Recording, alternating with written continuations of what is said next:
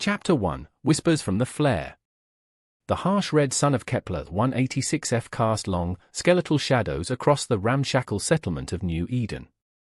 Dust devils, miniature tornadoes of crimson sand, danced across the cracked earth, their whirling silhouettes mimicking the chaotic energy that had reshaped this world. Elara Vance, her face smudged with soil and sweat, meticulously tended her hydroponic garden, a fragile oasis in a wasteland. The air, thick with the scent of recycled air and the faint, metallic tang of mutated spores, hung heavy in her lungs. Life on Kepler's 186f, 5 centuries after the Great Flare, was a constant struggle for survival. Each breath was a victory. Each harvest, a small miracle. But tonight felt different. A storm, unlike any Elara had witnessed in her 28 years, raged outside. The wind howled like a banshee, tearing at the makeshift shelters, its mournful cries echoing the planet's own pain. It wasn't the wind, nor the relentless, acidic rain that hammered against the reinforced polycarbonate panels, that unsettled her. It was a low, guttural hum, a vibration that resonated deep within the earth, a phantom tremor in the planet's bones. It was the echo of the flare itself, a primal scream trapped within the planet's core, a constant, unsettling reminder of the near-extinction event that had reshaped humanity's destiny. Inside the communal shelter, flickering lamplight illuminated anxious faces. Old Man Hemlock, his eyes like chips of flint, muttered prophecies of doom. His words, steeped in the legends of the old world, were a familiar soundtrack to their lives, but tonight, they held a sharper edge, a chilling resonance with the storm raging outside. "The flare sings again," he croaked, his voice raspy with age and the harsh dust. "It whispers of endings." Elara, however, felt a different tremor, one not of fear, but of possibility. Later that night, fueled by a restless energy, she slipped away to the Forgotten Archive, a salvaged section of the old colony's data center, a tomb filled with corrupted data and broken dreams. The flickering lantern light painted eerie patterns on the dust-coated surfaces as she carefully navigated the decaying metal frameworks. There, nestled amongst the debris, she found it, a partially functional data crystal, its surface shimmering with faint, ghostly light. It was a relic of the past, a fragile echo of a forgotten world. But within its fractured surface, Elara glimpsed something far more profound, a potential future. The corrupted data showed glimpses of pre-flare technology, advanced terraforming equipment, detailed botanical surveys of Kepler's 186f before the catastrophe. It was a roadmap, not to the past, but to a possible, sustainable future. Back in the main shelter, Hemlock eyed the crystal with skepticism. "Ghosts of the past," he rasped, his voice laced with weariness and distrust. "Won't feed us, child. These trinkets offer only false hope." Elara held the crystal aloft, its ethereal glow illuminating her determined face. "No, old man," she countered, her voice unwavering. "This is not about the past. This is about our future. This is about survival." The storm raged on outside, mirroring the internal conflict within her community. But the storm within Elara was not one of despair, but of a fierce, unwavering hope. She made a decision then and there, a decision that would not only change her life, but the fate of New Eden. She would venture into the Forbidden Zone, towards the ruins of the old colony. The storm, it seemed, had chosen its song. And Elara would answer its call. Chapter 2 Ruins of Promise. The journey to the old colony ruins was a grueling trial. Elara, clad in her scavenged environmental suit, navigated a landscape twisted and scarred by the Great Flare. Mutated flora, grotesque parodies of earthly plants, clawed at her protective suit with thorny tendrils and phosphorescent growths. Giant, bulbous fungi pulsed with an unsettling inner light, their spores raining down like a toxic snow. Creatures, twisted and deformed by radiation, lurked in the shadows, grotesque chimeras of earthly fauna, their forms warped into nightmarish parodies of life. Each step was a gamble, each breath a prayer. The air itself seemed to hum with a malevolent energy, a palpable sense of decay and death. The sun, a malevolent red eye in the poisoned sky, cast long, distorted shadows that danced and writhed like phantoms. Elara's heart hammered against her ribs, a frantic drumbeat against the silence of this ravaged world. But her fear was tempered by a fierce determination, a burning desire to uncover the secrets buried within these ruins, secrets that could hold the key to humanity's survival. Days bled into nights. Elara pushed onward, fueled by dwindling supplies and an unwavering hope. She discovered more data crystals, fragments of the old world's knowledge, each one a piece of a shattered puzzle. The ruins themselves were a testament to human ambition and failure. Towering skeletal structures of steel and glass pierced the swirling dust clouds, monuments to a civilization lost. But amidst the decay, she found glimmers of beauty, resilient plants, mutated yet strangely vibrant, clinging to life in the cracks of the shattered city. They were testaments to nature's tenacious spirit. Then, she found them, a small band of survivors, hardened by years of isolation and mistrust, their faces etched with the harsh realities of Kepler 186f. They were led by Reese, a grizzled woman with eyes as cold and sharp as obsidian. Their initial reaction was suspicion. Decades of isolation had left them wary of outsiders. "You shouldn't be here," Reese stated, her voice a low growl. Her hand rested near the worn hilt of a makeshift weapon, fashioned from a piece of salvaged metal. The other survivors mirrored her posture, wary and hostile. Elara, however, held up the functioning data crystal.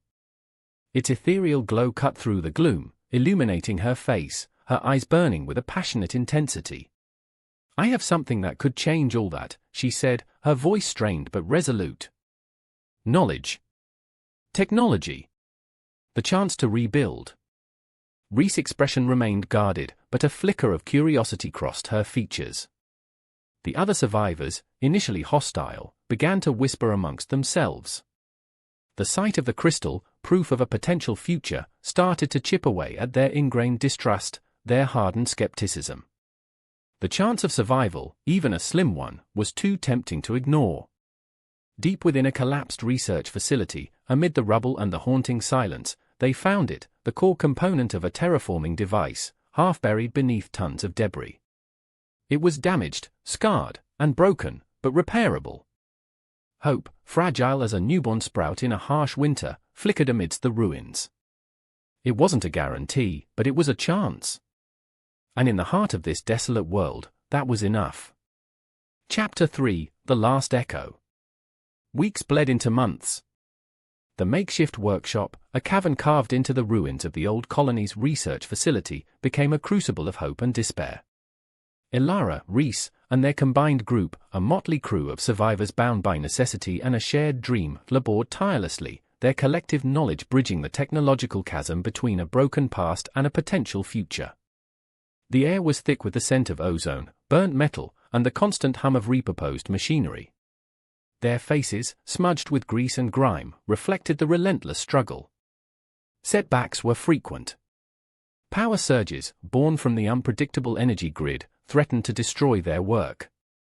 Mutated creatures, drawn by the strange energy emanating from the terraforming device, attacked their makeshift defenses, their monstrous forms a constant reminder of the hostile world surrounding them. And the ever-present threat of the planet's unstable environment loomed large, sudden storms, tremors, and unpredictable shifts in atmospheric pressure, all testaments to Kepler 186f's volatile nature. Arguments erupted, fueled by exhaustion, frustration, and the weight of their shared burden.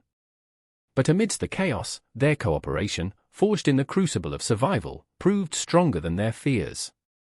One particularly tense night, a surge overloaded the power grid, sending sparks flying and threatening to damage the core component of the terraforming device. "It's failing," cried Kalen, a young mechanic, his voice filled with panic. His face was ashen with fear. Reese, her face grim, grabbed a makeshift fire extinguisher. "Elara, you need to stabilize the core. Now!" Elara, her heart pounding against her ribs, fought to regain control. Her hands, steady despite the trembling in her arms, worked with a desperate precision. The air crackled with raw energy, the very air seeming to vibrate with the intensity of her focus. Sweat beaded on her brow, blurring her vision. But her determination, fueled by years of struggle and the weight of her community's hopes, pushed her forward. Slowly, painstakingly, she managed to stabilize the energy flow. The hum of the device, initially chaotic and erratic, settled into a steady thrum, a heartbeat in the dying world. Finally, the day arrived. The terraforming device hummed to life, a beacon of hope in the desolate landscape. A faint, almost imperceptible shift in the atmosphere, a subtle change in the air pressure, a whisper of cleaner air, signaled the beginnings of change. Then, the rain came. Not the acidic downpour that had become the norm, but a gentle, cleansing rain, pure and sweet, washing away the dust and the despair. It was a small victory, a fragile promise, but a potent symbol of humanity's resilience. The last echo of the great flare was not one of despair, but of a burgeoning hope. The journey towards a full restoration was far from over. Challenges remained, the harsh reality of Kepler's 186f still a daunting adversary. But standing amidst the falling rain, watching the first shoots of life push their way through the cracked earth, Ilara felt a surge of profound emotion. It wasn't just survival, it was a new beginning. Humanity, battered but unbroken, had found its voice again. The echo, once a lament, had become a song. Chapter 4: A New Dawn. The weeks following the activation of the terraforming device were a blur of activity. The initial success, though modest, sparked a wave of optimism that rippled through the scattered settlements. The purified rain, a tangible symbol of hope, nourished the mutated flora, encouraging a gradual shift towards a more hospitable environment. The once barren landscape began to show tentative signs of recovery, with vibrant, albeit strange, new plant life emerging from the dust. Ilara, now recognized as a leader, worked tirelessly alongside Reese and the others, coordinating the efforts to expand the habitable zones and further stabilize the environment. The old distrust slowly faded, replaced by a burgeoning sense of community and shared purpose. One day, while exploring a newly reclaimed area, Ilara stumbled upon a hidden cave. Inside, she discovered a collection of pre-flare seeds carefully preserved in cryogenic storage, remnants of the old colony's botanical archives. Amongst them, she found seeds of familiar plants, wheat, potatoes, fruits, plants that could provide a more substantial and sustainable food source than the mutated flora they had been relying on. "Look," she called out, her voice filled with wonder, holding up a small packet of wheat seeds.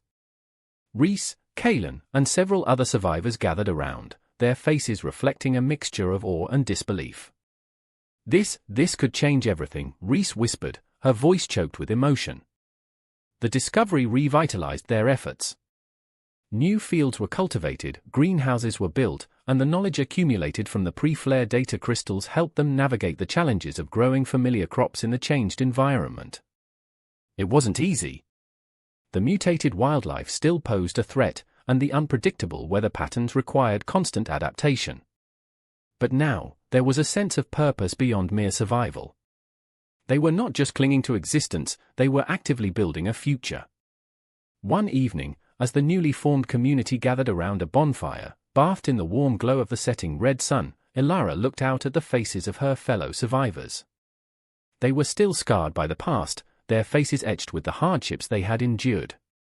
But their eyes now held a spark of hope, a newfound determination. They were building something lasting here, something meaningful. They were not just surviving, they were thriving. The last echo of the great flare wasn't the mournful cry of a dying world, but the faint, yet persistent, sound of new life emerging from the ashes.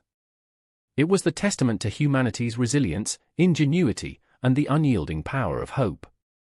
The journey was far from over, challenges still lay ahead. But looking at the faces around her, Ilara knew that humanity, on Kepler's 186f, had not only survived, but had begun to truly flourish, a new dawn breaking over a world reborn. The past was a ghost, but the future was a promise.